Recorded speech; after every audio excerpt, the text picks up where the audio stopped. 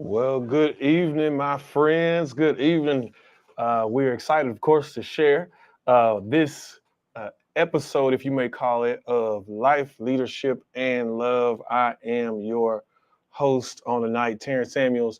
This is a passion project of mine, and I'm so excited and just elated to have a dear brother of mine on tonight as we discuss, as you can see the topic, how to empower others in your leadership. If you don't know anything about this idea related to leadership, I think it's going to be a very impactful and insightful time. I have with me tonight one of my big brothers, mentors, someone who I have known for just a few years now, but has made a significant impact on my life. My brother, the Darrell Lamont Yeah, Maurice Jackson. really. Yeah, uh, Lamont Maurice. Okay. Lamont Maurice, Doc. Producer, leader, part excellent, consultant, pastor, board certified chaplain, husband, father, grandfather. I don't know what this man have not done. So D, man, tell us a little bit about yourself tonight, and then we'll jump into our conversation. Oh man, I appreciate you having me on tonight. Just reaching out to me and just kind of giving an opportunity to just talk about uh, a topic, of course, that I love, and that's leadership. For over 30 years, I've been in this space, providing uh, coaching and training to leaders and churches and companies and so the music industry and things of that nature, with different artists and management and things of that nature. So I'm passionate about developing leaders, equipping leaders. I mean, I was someone took me aside years ago and did that, and for me, and so it's just one of those areas I love. And of course, on top of all the other stuff that you just mentioned, again, I think for me, my my favorite verses is, with, like I say, all the stuff that we could mention, but really for me, I'm just glad to be a servant, man. John 13, Mark 10, 44 to 45. I just believe in serving, and I've told you before that I saw, before I knew a John 13 or Mark 10, I saw serving others, the importance of that in the lives of my grandparents, because I was raised by my grandparents. And so, man, I saw them give, serve, and lead well, not just in church, but in the community and in our family. And so, again, just so much history in that space. Of course, music and stuff that I do over there, but more so, again, I'm just grateful that God has, I don't know, entrusted me with uh, the opportunity to be on his winning team, brother. That's about Come it. on. I love that. God, he trusted you the opportunity to be on his winning team. That's a word, Doc. The children are saying they're doing this just so I clock that T. That's when it's good. No, no, no. the you shared some stuff even in this moment I've heard before, but as we kind of as we lean into our topic for tonight, I want to stop along the way and talk about, there's a lot of books out. Like a lot of people have gone to training in not so much spiritual spaces, but have, some of your more industry books on leadership. But you've shared with me before that, the first leadership book that you ever read was the Bible. Tell Everything me, is right here, bro. yeah, talk about that, man. Talk about how, the scriptures have spoken to and just illuminated your mind about leadership, man. So in short, I can give you this, man. In Ecclesiastes 12, um, uh, around about verses 9 through 10, I believe, Solomon says this. He says, basically, I'm paraphrasing, the writing of books are many, right? And he begins to just talk about this, the plethora of books that are out there.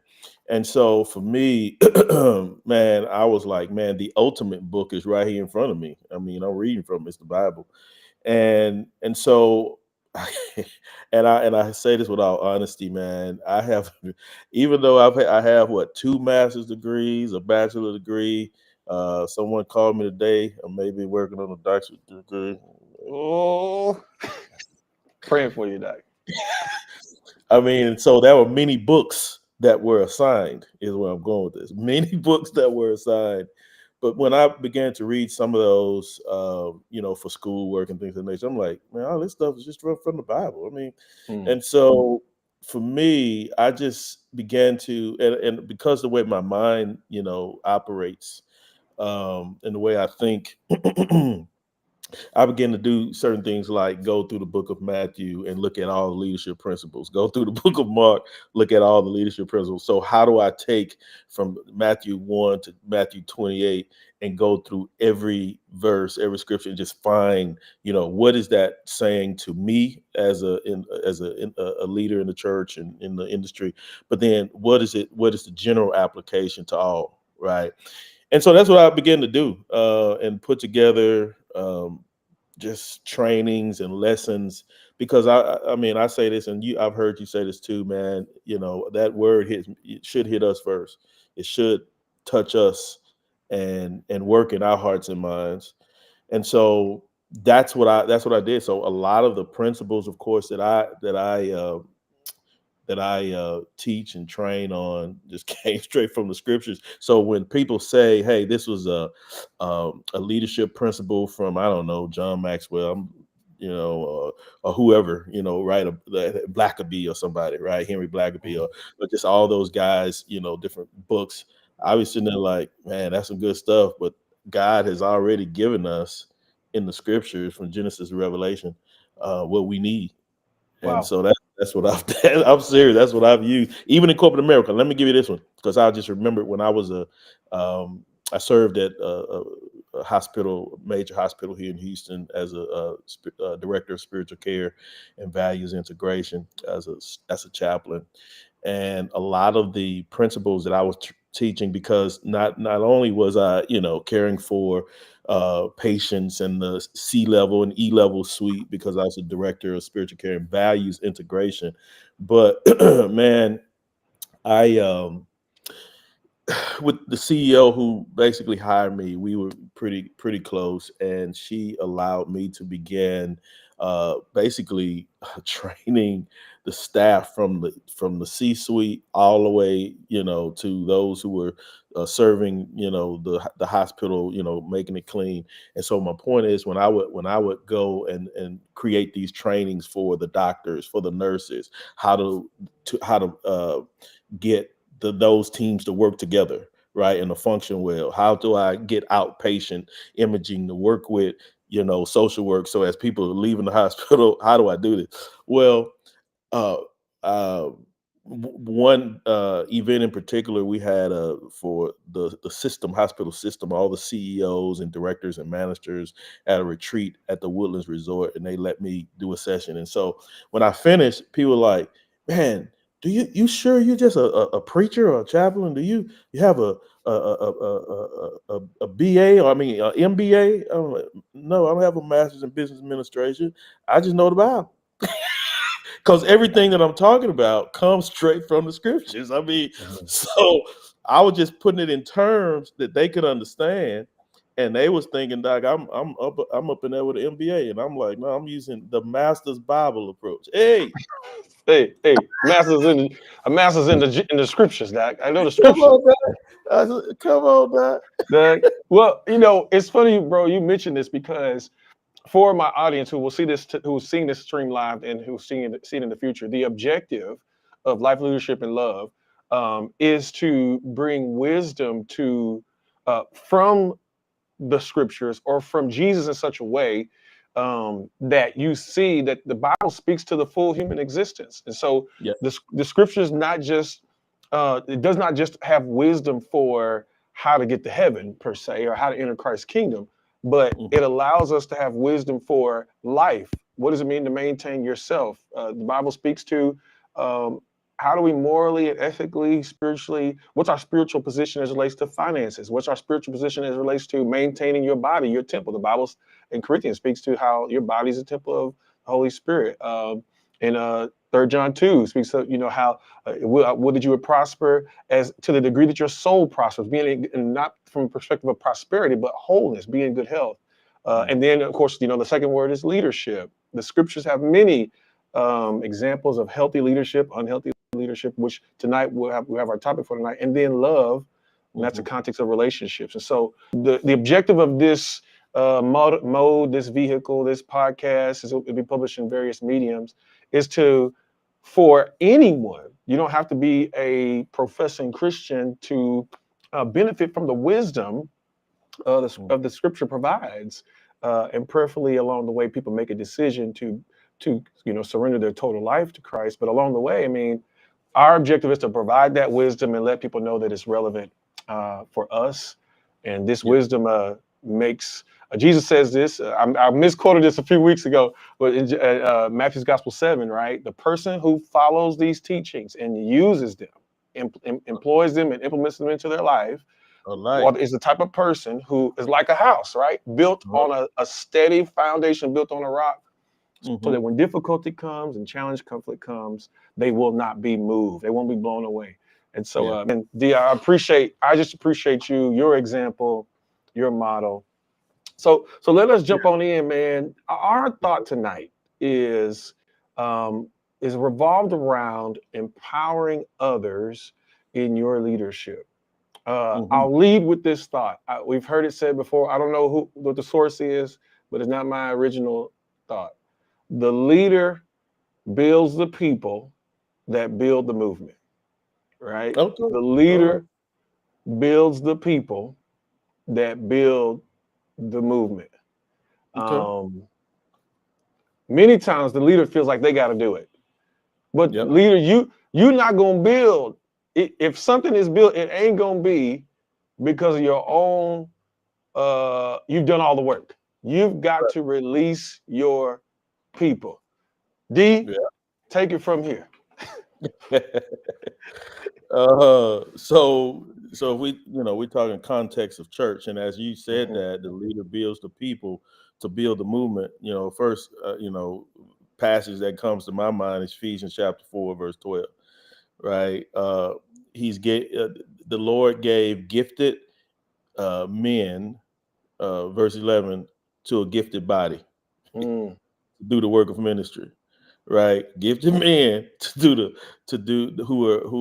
God gave to the people to train, to equip them, right, to set it straight, to help the people do the work of ministry. Now, the first time I heard that passage really and really understood it was, and I gotta just give a shout out to really Blake Wilson, right, back in the day when at the College of Biblical Studies, when I met him in 2004, and we began to, walk through the scriptures and things of that nature. And, of course, when you're talking about empowering others and the people are a part of the movement and moving this thing forward, man, I come from places, and you and other leaders as well. We've come from places where, like you said, it's been all about that one leader, the solo guy, right? Who, for whatever reason, insecurity. I mean, we can talk about all that kind of stuff because I've seen it all.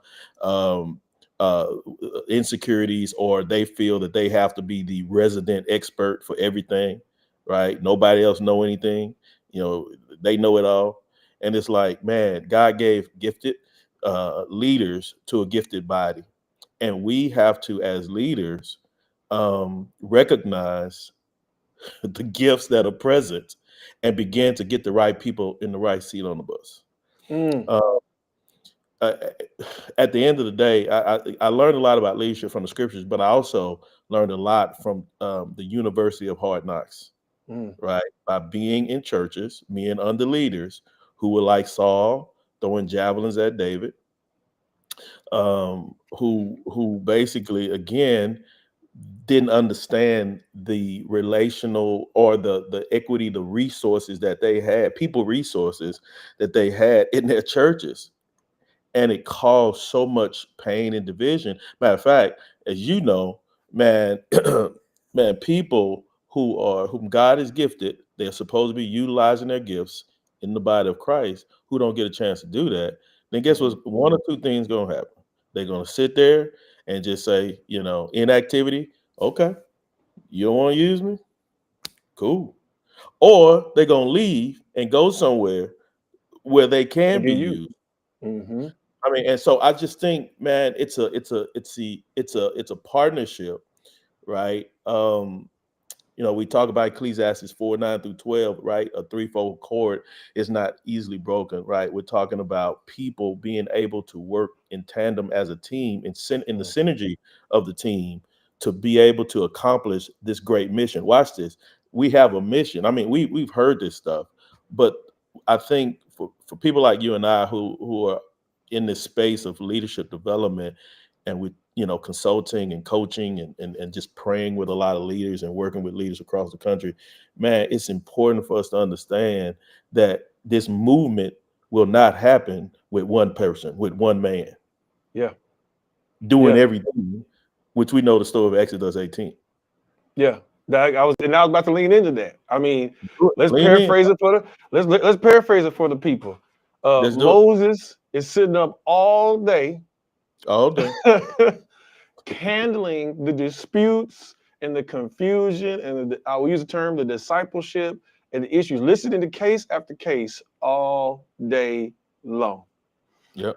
His father-in-law comes in, and the Bible says he's looking at him. He's like, "Oh, what did you do?" He said, "Hey, this is one of the things that really this sentence sticks out." He says, "You will not last doing this." He says, No. It's going to destroy you and the people."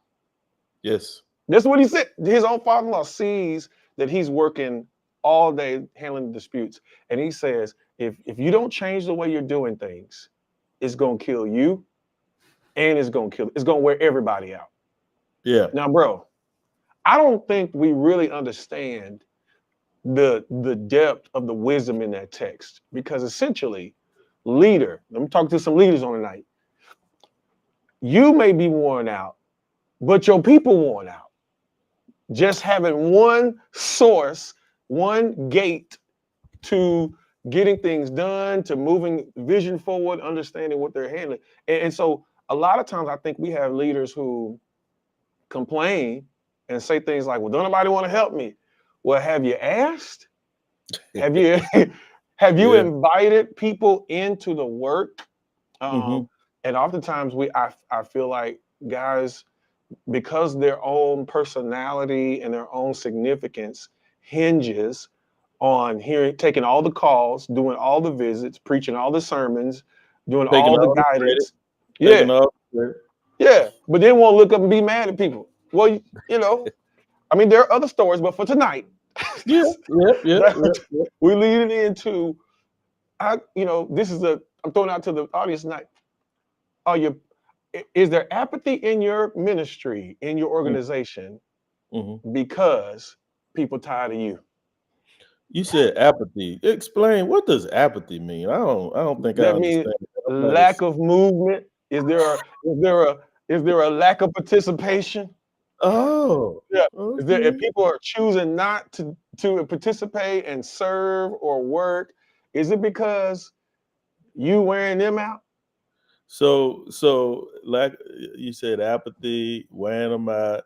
So what's the normal modus operandi when that mindset begins to set in? We push harder, right? Mm-hmm. We push the gas hard, and it's like that's not going to help you.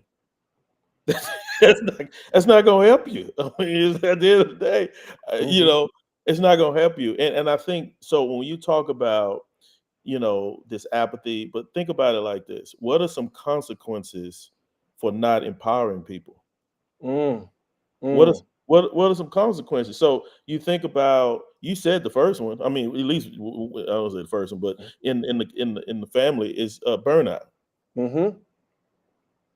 Wow. But burnout. It's like, man, burnout of leaders, man, overload, exhaustion. People kind of like, man, I'm tired, Doc. Mm-hmm. And so let's go post pandemic. Now I hate to use that, but let's just put the elephant in the room. Man, a lot of this, with apathy and just a lot of exiting was Mm-hmm. happening before the pandemic, but we didn't see the revolving door. We didn't see, we were not, thinking about really closing the door. And people like us who are consultants going to churches, who are helping, pastors and leaders understand, hey man, we got to open up to understand what's really happening.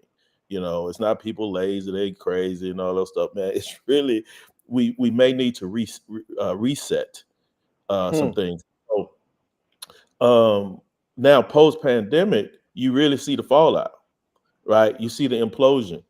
You see what's really going on and what's happening, and people are really revealing their hearts. They probably were silent at first. Now they're saying, "Oh man, whatever." We can kind of fill in the blank, but man, burnout is real, and because exhaustion, ineffectiveness, and just the other adjectives that describe that piece, Wow.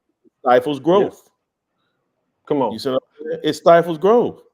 Because at the end of the day, again, like you just mentioned, if it falls back on me or a few like me, if it falls back on me or a few like me, then what's going to happen? Eventually, it's going to implode, it's going to crumble, and we won't be able to move forward in the mission and the progression of this great gospel that we're propagating. So, Bruh. That's bruh, yeah, because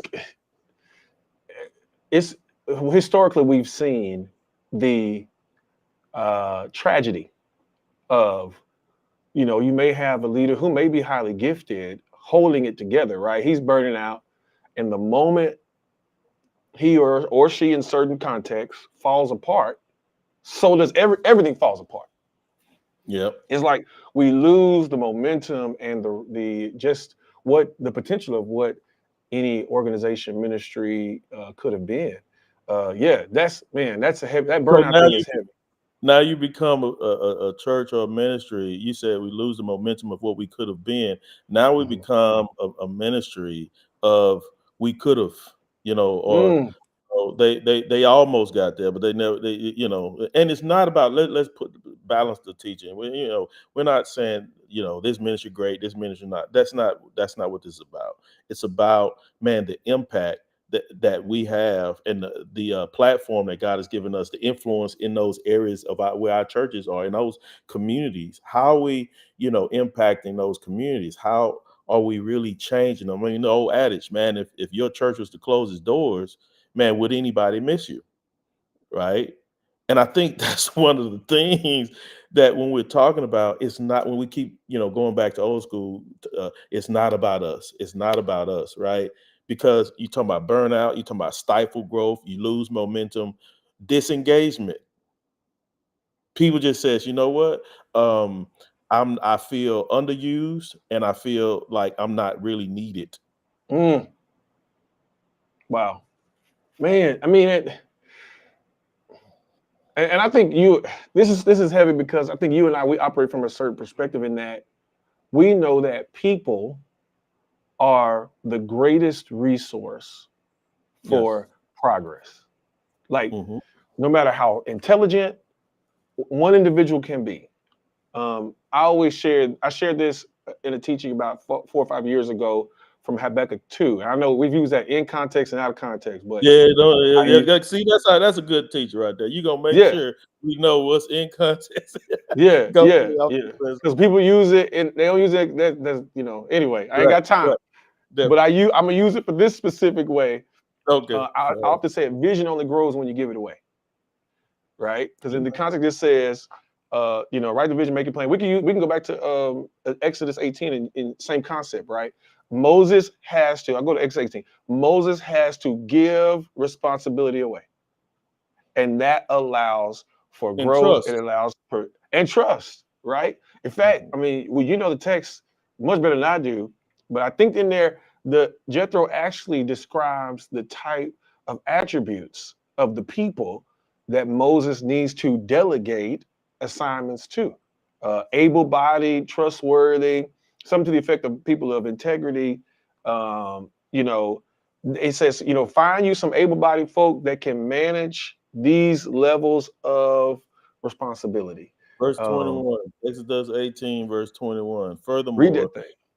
you shall select out of all the people able men who fear God, men of truth, those who hate dishonest gain, and you shall place them over them as leaders of thousands, of hundreds, of fifties, and of tens. Let them judge the people at all times, and let it be that every major decision they will bring to you, but every minor dispute they themselves will judge. So it will be easier for you, and they will bear the burden with you.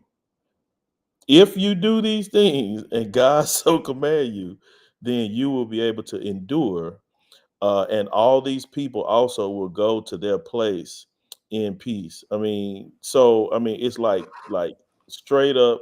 You go to Deuteronomy 1, which I ain't going there yet, but I'm just saying it's all in the text.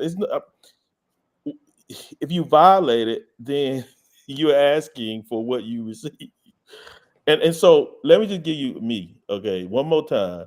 Over the years that God has trust me to do what I do, and giving me the two little things that I do now. I don't know a lot, but it don't take me long to figure out what don't work. All right. Mm-hmm. And I've had the opportunity to be in many different ministries, from large, very large, medium, small, African American predominantly, mixture, multicultural, multi ethnic, all that kind of stuff. I've been there. God has just allowed me to kind of go into those places. And man, so yes, I've learned leadership development concepts there in the scriptures, but I've also, like I said earlier, learned from the University of Hard Knocks, and really paying attention to what the good, the bad, and the ugly that has transpired in these ministries, man.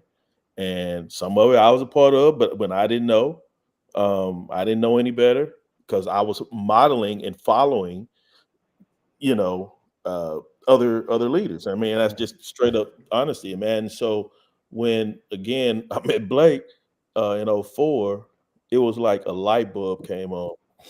And I actually describe it as, um, when I saw the box top of the puzzle, it made sense because I had all these pieces, but I didn't Mm-hmm. understand how they all integrated and fit together. And then he Doc, he started working with some stuff, and I'm like, man, hold up. That was in '04. Man, it was like God put a halt, on me, and passages like Exodus 18, they became more real.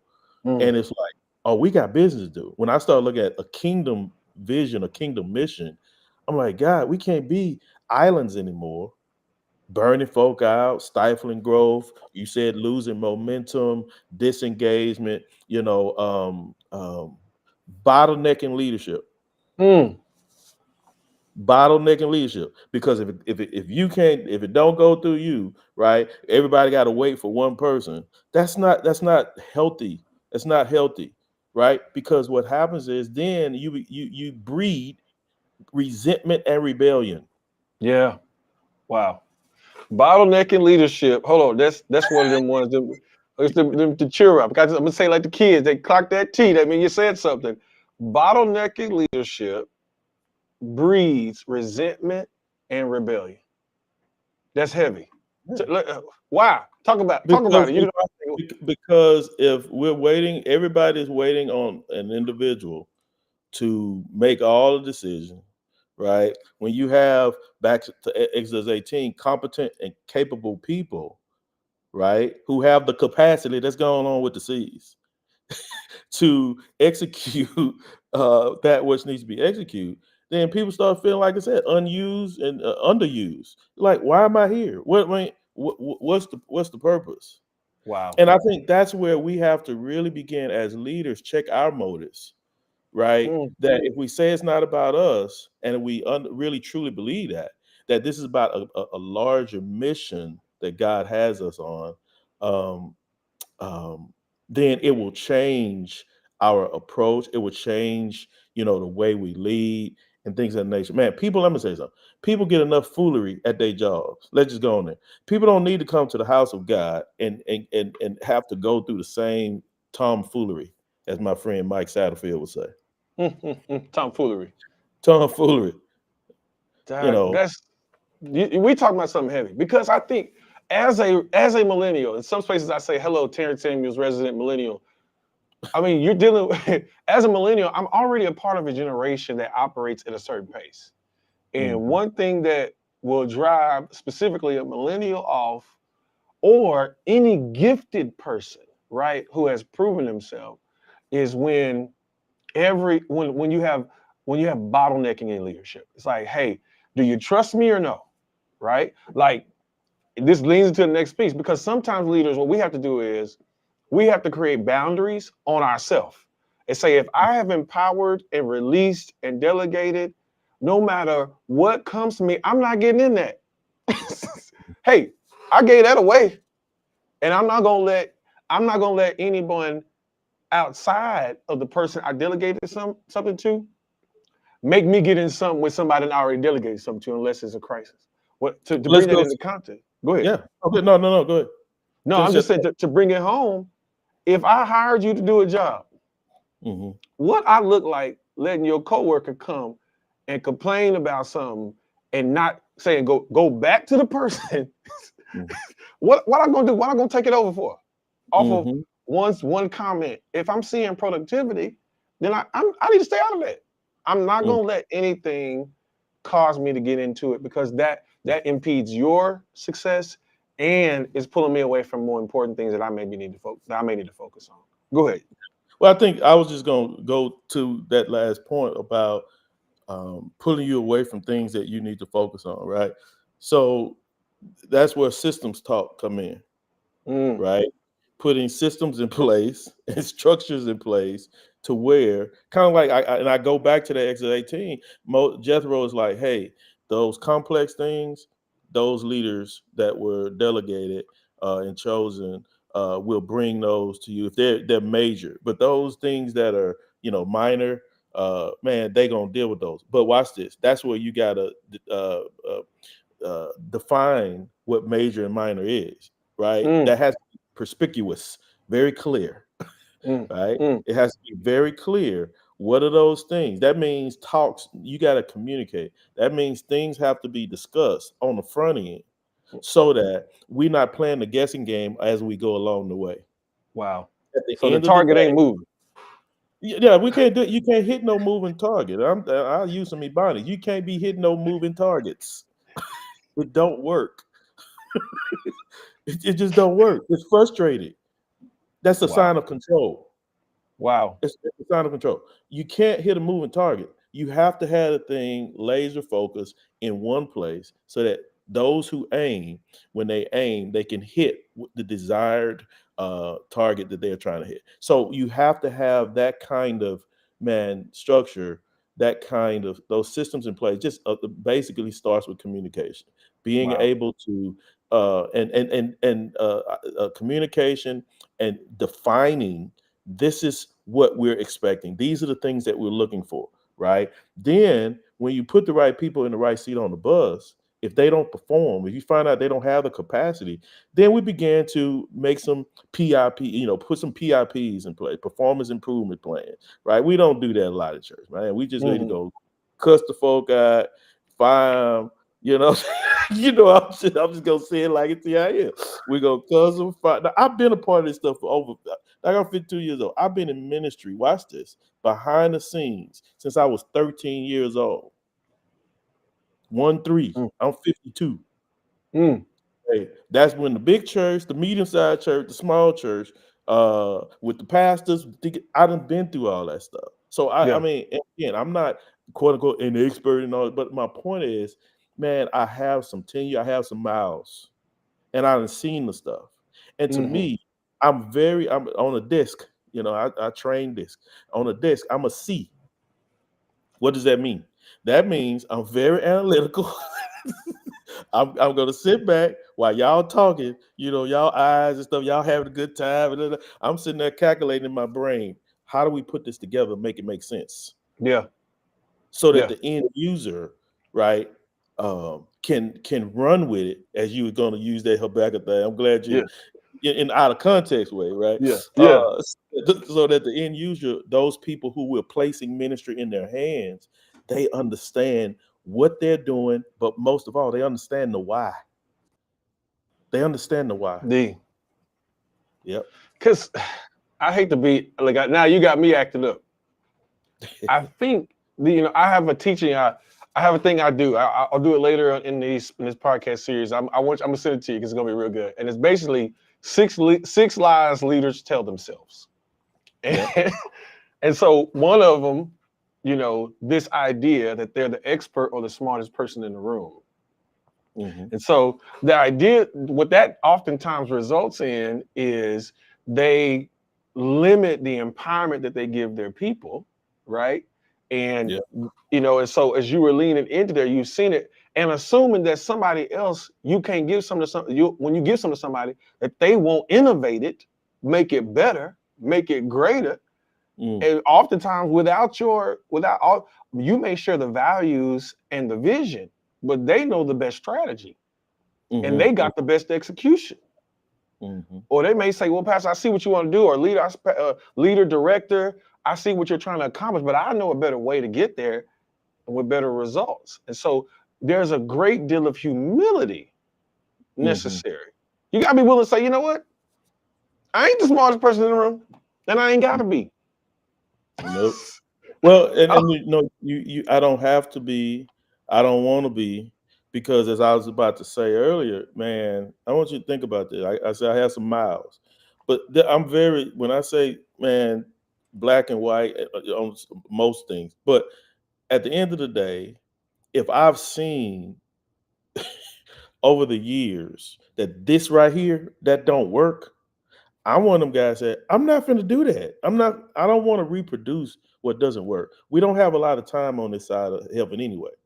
So I'm saying, how do we maximize and make the best use of what God has given us? Psalm 90, around verses 16, 17 says, teach us to number our days. Establish the work of our hands. That's 16, 17. Psalm 90. All right. Uh, establish the work of our hands. Yes, establish the work of our hands. Right. Earlier it says, teach us to number our days that we may apply our hearts to wisdom. But the point is, how do we maximize what God has given us? We've been around enough places to see what doesn't work. mm-hmm. Now, since God has given us, turned the light bulb on, how do we, man, get this thing going to where we're not reproducing the Fulio? I'm sorry, El Fulio, El and Fulio, I just, it doesn't make sense. It doesn't make sense to me. bruh. If we say Man, we it's got the if we say we have the winning recipe, then why are we dibbling dabbling in other things that don't work? It doesn't make sense to me. bruh. It don't make I, sense. So, we're getting our own way. We're you getting our own way. oh, that's good. Unpack that. So you brought me on here, and you didn't know this is, you pressed the button. Come Now, bringing me I on want to kind I want to cut you loose, Doc. I'm cutting you loose, Doc. Let the Lord of use you.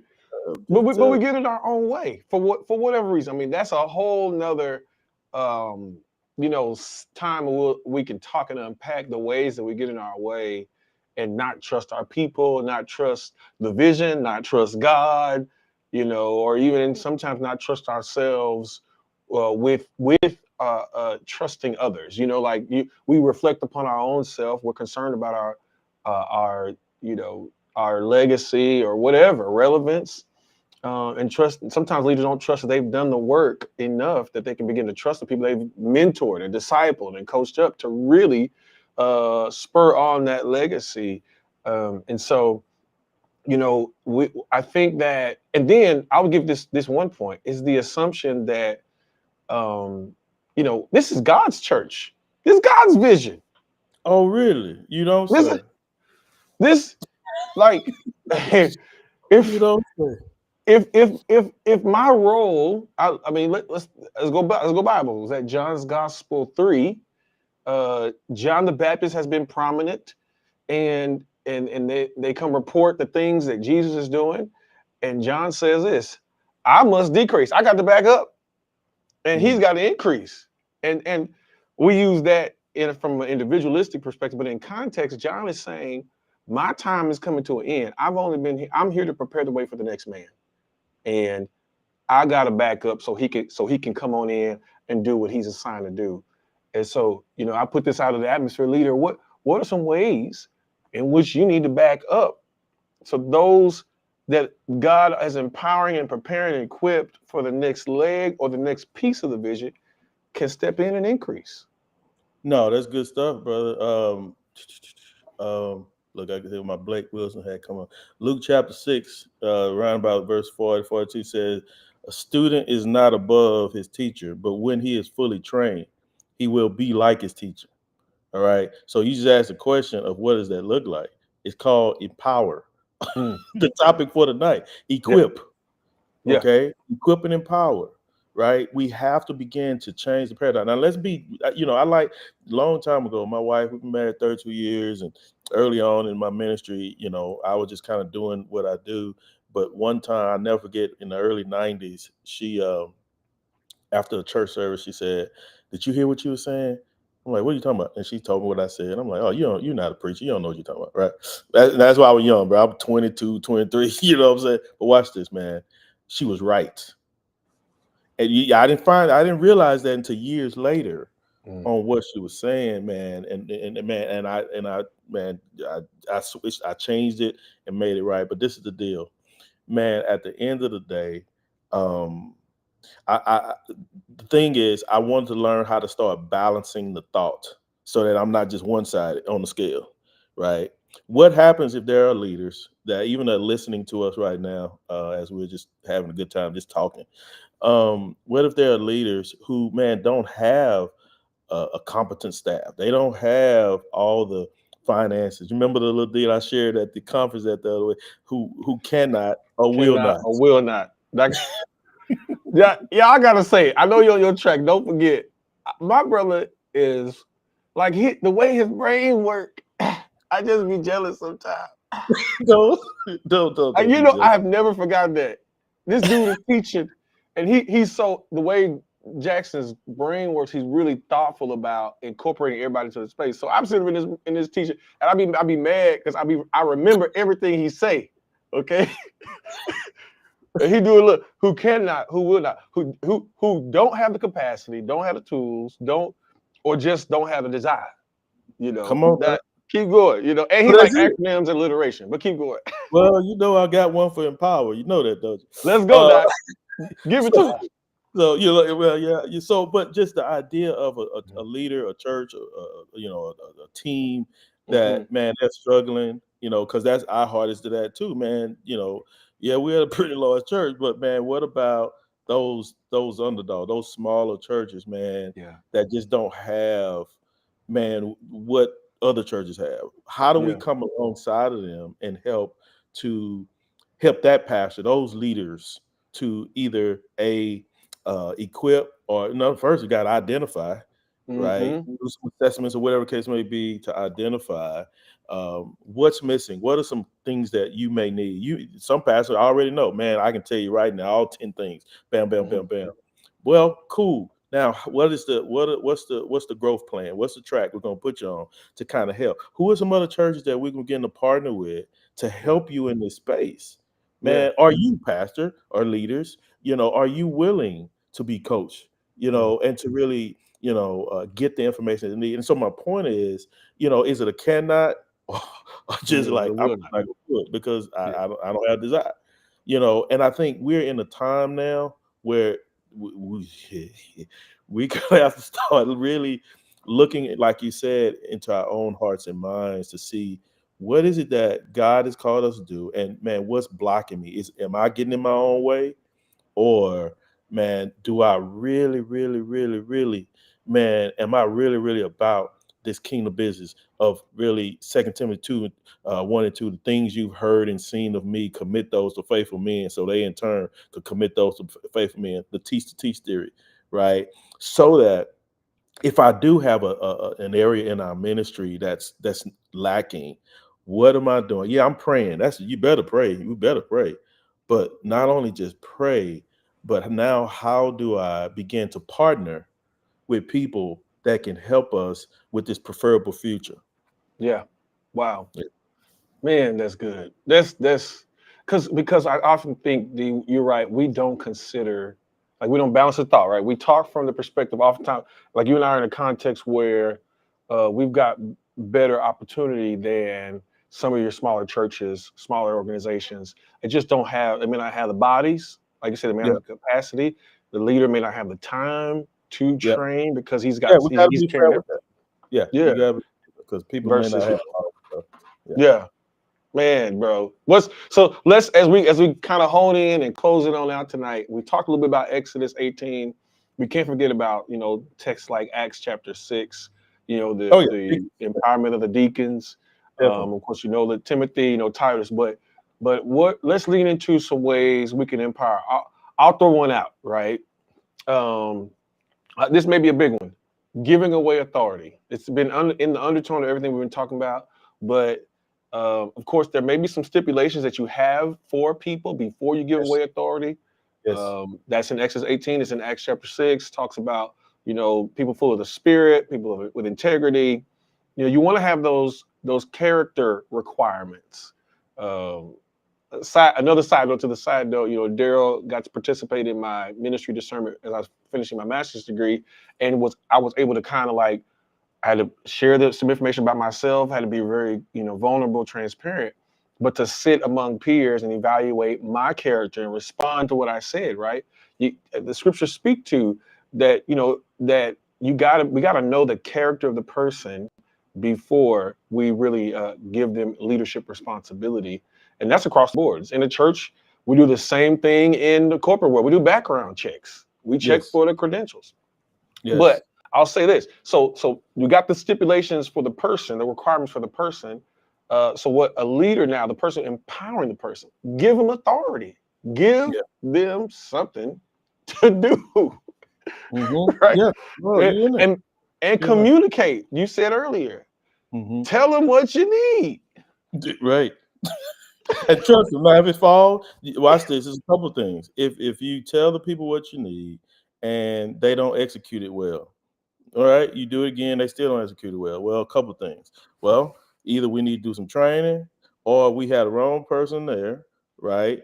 Or we have to do some rearranging, right? Whatever that is, before we just kind of let them go. Sometimes it may be a gross error that this person just they do not need to be in this place.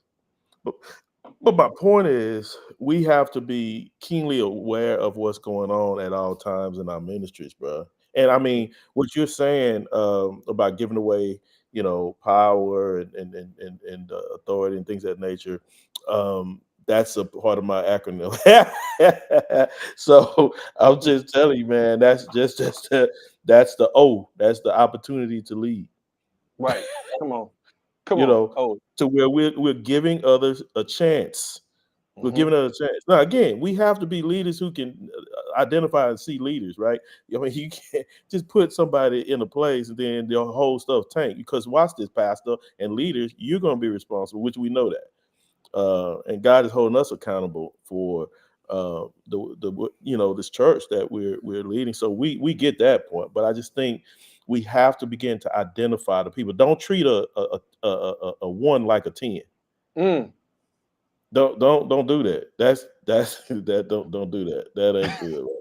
That I mean, that's a heavy word. That's a heavy word because let's go here because we're supposed to be finishing up, but you got stirred Yes, up. And there's a please. question in the comment. It's 10 o'clock. You sleepy? I forget you're a man of a certain age. You're That's right. particular. I'll give you the short version. All right. Most times in a local church, we try to staff what the ushers and greeters and the choir, And the choir right? guy. Because we Yeah. think those are the ways. But oftentimes because we're more focused on what we have to staff and not the skill set of the people we have, Yeah. we'll put people ill-equipped, whether in skill set or in personality, to serve in those areas. Yeah. And so we've got to be willing to staff. This is a heavy. This just came to me right now. Staff based on what you have, and let God supply what you need. If you ain't got it, you ain't got it. I mean, you could talk to neighboring churches, but sometimes you don't have it. You just have to wait until you have what you need sometimes. And don't just, it's poor to put somebody in the wrong spot. You don't want to do that because sometimes you may not be able to get them out. or when you do, you're gonna tab a whole bunch of stuff, getting them out. So you go you go tab a whole bunch of doc. I've been around about 13 times. I'm Uh, telling you, man, that's how it works. That's how it works. Well, Lord, we praying. Okay, you gonna pray, but you gonna rip up by the casualties, right? uh-huh. The collateral damage that's gonna occur as a result. And sometimes we just blow it. We just make a bonehead decision, and put the wrong people, and that's whatever. But man, that's grace for that as well. But man, Wow. to your point, I think I mean, we could say a lot. There's so many ways we can go with this, but I think just to kind of sum it up, bro, again Mhm. appreciate you just letting me talk for a couple seconds. But Doc, we have to. You use Exodus 18. Deuteronomy 1 is a reiteration. I think 9 through I don't know 16 somewhere 9 through 14, 15, 16 around there. But it's a reiteration of what was in 18, because he's letting this new generation know the same thing. Like, hey, your forefathers, this is what happened to them. Now, this is what was said back in Exodus 18 to your Mhm. forefathers. Y'all got to get it right. And I just think that's where we are. We have to begin to really get this thing right. We don't have a lot of time. We don't know what the time frame is, but my point is, let's maximize what God has Mhm. given us. Man, equip the folk, model servant leadership, place trust in others, offer opportunities to lead, walk alongside the people, and then encourage their gifts. That's Wow. empower. Bruh. Y'all hope y'all caught that. Now, y'all, I'm gonna leave this up for only 24 hours, and I'm taking it down. So if you need to get that acronym, because really, what we're giving somebody. Look, I'm childish. I'm childish, but somebody need to be paying for it. Okay, all right. Then you get it for free right now. Okay, but at some point, that raiseperformancegroup.com. Was that the website, Yeah, D? yeah, that's it. Raise Performance Group. RaisePerformanceGroup.com. He's on social media. And so, but give him your acronym one more time. This the And free they got version. 24. This the This the free free version. version. And then we got I have my workbook will be coming out. I have about 3 of them coming out here pretty soon. So equip the saints, model servant leadership, place trust in others, offer opportunities to lead, walk alongside of them, and then encourage their gifts. All right. Yeah. I appreciate you, brother. I Man. appreciate you, brother. Man, this is good. I got time, D. We're gonna when I get back, y'all. I'm with Pacific time, so it was a little late for him. But when I get back, we're gonna lock in. Hey Guys, man. go ahead. Yeah. Thank you, brother. I just have to get my rest, man. I can't be up Yeah, all night with y'all. God. Get your rest, D. Hey, family, be following me, guys. This is just a passion project of mine to offer value to not just our local context, but the world. I think that what God's placed in myself and my guests is for this time. I love you with the love of the Lord. Have an awesome night.